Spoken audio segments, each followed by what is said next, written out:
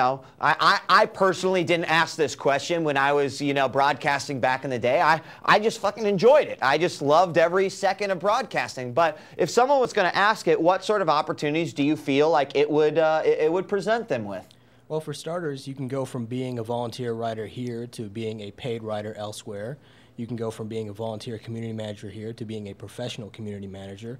Or, I've seen game writers turn into game producers after a certain amount of time. Basically, what you're doing is you're putting yourself out in front of prominent people in the gaming industry when you do this. And, we'll put you in touch with people. We have bunches of PR contacts. We know loads of people. I mean, how do you think Epileptic Gaming gets its guests on here? What if you talk to those people? We throw dartboards at random images, and whoever pops up, they are coming on the show. No way, dude. We have the manatees. Oh, the manatees and the manatees. We don't like to talk about them now because who knows what can happen. You don't want to upset the manatees, fellas. So in retrospect then, Mahmoud, this can certainly help someone out with a career in gaming. Maybe their ultimate goal is to be, like you said, a game producer somewhere or a story designer or whatever, but you've got to get in there somehow. And a lot of times it's just going to be putting yourself out there, getting the experience in the industry, meeting people, networking, etc. This is how it starts. I can tell you that jobs don't fucking fall out of the sky and into people's laps for the video game industry. Sure, you may have one or two examples, but take Cliffy B as a great example. Here's a guy who basically would lock himself up in a garage, program games on a PC and release them to an audience only to hope that one day he would create a hit. Well, that hit was Unreal, and now he's one of the most well-recognized, game designers and personalities in the industry. It didn't just fall in Cliffy's laps. He made it happen. I think that is the most important thing to understand. Yeah, you might not be able to get paid for it, but guys, I hear your pleas, your call for help on the forums and in emails, and this is it right here. Mood, any other comments to throw on these guys? And let's say the email address one more time. Right, it's volunteer@ggl.com, and one thing I want to say is that you don't have to write code to be in the gaming industry. There are plenty of people in the gaming industry who don't write a line of code, don't program. I see Cameron right there raising his arm because he never used to write a line of code. He was a beta tester. So, to be in the gaming industry is not just being a programmer. There are plenty of people that help out with the games that don't do that stuff. So if you're a non-technical person, you can still get in there. That's all I wanted to say. And I'm sure if they have other questions about it, they can go ahead and just fire it off to volunteer@ggl.com. It doesn't even extend to that. I do sort of want to interject a little bit, man, because, what's stopping these guys from just going anywhere and doing it? And I wanted to make a case for that. I wanted to make a case for you guys, like making your choice. Where do you want to spend your time? Where do you want to do this? And I think that the answer is here with us, because if you do it with us, you're supporting a company and an organization that supports a show like this. Yeah. Okay. Now, if you like point. Epileptic Gaming, you like that kind of off the cuff, a little bit rough around the edges, but way true kind of vibe. Like that's the whole philosophy of the company right now, right on the edge and right there. So I'm not a very good salesman, but fuck everybody else. They let us do this show. It's very valid. It's very valid, Rance. And to that end, if you're interested in trying to become a writer for Kotaku, what's stopping you from emailing them and saying, I want to give a shot here? But here is just an open opportunity, an open platform. You've got to start somewhere, and there it is, pretty much laid out right for you there. So awesome. I do want to thank Mahmoud for coming on, and once again, volunteer@ggl.com. Looking for possibly a job as an admin, community manager, writer, just send it on over to volunteer@ggl.com. Mahmoud will help you out. He'll get you pointed in the right direction, and maybe you can have some features up there on the page. So, Mood, again, thank you very much, and we'll see what comes of that. We'll see if anyone wants to put themselves out there. So, with that being said, guys, let's move on to news of the week and then hit the open phones.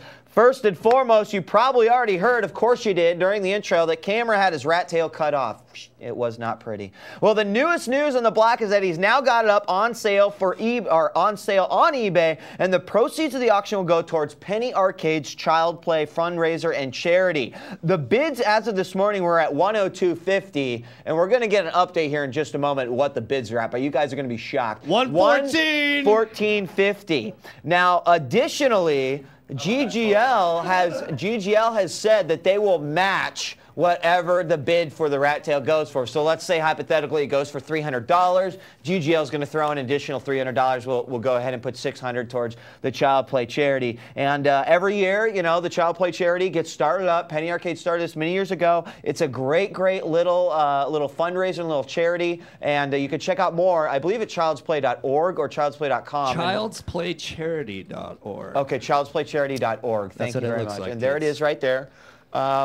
So, you know, not only support Cameron's Rat Tail and Child's Play, but Rat Tails in general. The charity, right, and the charity in general. So There's you so can go. many needy rat tails out there. And how do people find the eBay link? It's on the front page of Epileptic Gaming right now? Yes. Okay, and we'll be refreshing that every week so it remains on the page for you guys. We understand that many of you would rather spend $200 on video games, but there are some crazy guys out there that are willing to spend a few $100s. So we've got like 9 days left. So, you know, Cameron, do you want to give any predictions right now on what you think that amount might reach? I'm surprised, personally, that it went past $1. Every time. I know, right? But I'm thinking maybe $200. I think that would be pretty awesome. It is just a tuft of my hair, and I'm going to keep it right here until somebody buys it. So. If you know what, maybe if someone buys it for like over $400, we should bronze it for them. Okay. A bronze. I don't know how much it costs to bronze a rat tail, couple but thousand, tens of thousands. oh, really? That's it? Yeah. Is it I really? checked online. Well, in that case, I'm going to bronze one of my own poops. And see what that'll get on eBay. That'll probably outdo my rat. I don't know about that, dude. I don't know. Maybe. I'll get lucky sometime. All right, guys, one more news item, and then we're going to open up the phone calls. Remember, I want to talk to you guys about, you know, what you are excited about. Super Mario Galaxy, Assassin's Creed, Kane and Lynch, Uncharted, and Mass Effect, which come out next week. Also, I want to discuss this because I believe that this is a news item in the industry right now that is getting downplayed a lot. I believe that this has a very, very significant impact, not only on the console race, but also on TV and movies as media, and the general accessibility as gamers and as you know, people who just consume media. And here it is. Straight up, DivX playback confirmed for the PS3. Oh, that's hot. Now, while some sites will let this story go under the radar, this has to be a featured news item here on EG because this announcement will single-handedly change the face of media as a whole. Now, I'm one of those users, you guys, who uses my PS3 as a game machine and a Blu-ray player, but I have a third function for my PS3, and that is a media extender. Basically, what that means is that I have a computer in my room which serves up things like anime, TV shows, etc. to the PS3 over a streaming solution called Tversity. Now, at one point, I was using transcode in my 360 to perform the same functions, but I just found that Tversity was much better. Now, why did I choose to use Tversity? Because the PS3 natively doesn't support back DivX, Xvid, MOVs, etc., etc., etc. Now, the setup right now in the status quo before this announcement is very complicated, you guys. There's a lot that goes into it. You need a computer. It has got to be a beefy media PC. It's got to have a lot of hard drive space, and it's got a lot to have a processing power because it's re-encoding these files in real time. Well, with the recent PlayStation 3 2.0 firmware update, it was revealed that the PS3, although it couldn't play the DivX file, was able to at least recognize them. Now, at first, this was not a big deal to me, guys, because even the 360 is capable of doing that, of like recognizing as a thumbnail that this is a DivX movie. When you try to play it, it says, no, I won't play it, and then it moves on. Now, Kevin Hell, the CEO of DivX, announced, we are excited to work with Sony Computer Entertainment to bring DivX to the PS3. Our technology will expand the multimedia functionality of the PS3 by enabling users to enjoy access to the broad library of content in the DivX digital media format. Well, basically, in a nutshell, what does that mean you are going to be able to play?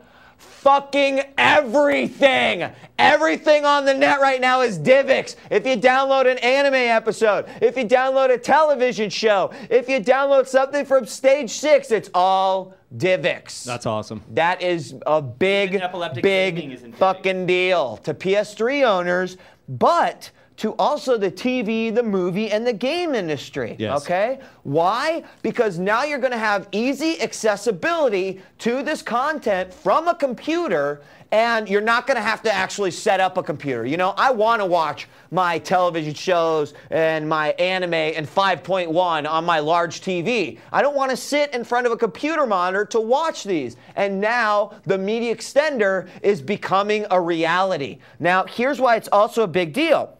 Microsoft wants to be in the exact same position. They want to have their console be the primary media extender. In fact, they've said that they wanted to be the media console, and that's what they were always aspiring to be. But it looks like the PS3 has possibly beaten them to the punch. So with that being said, you know, let's open up the phone lines. Let's discuss this. I don't know if you guys have any comments on this, but you know how passionate I am about utilizing my consoles as much as I can. And Dude, you guys have even been honestly, over and have experienced the whole, you know, streaming media to the big TV.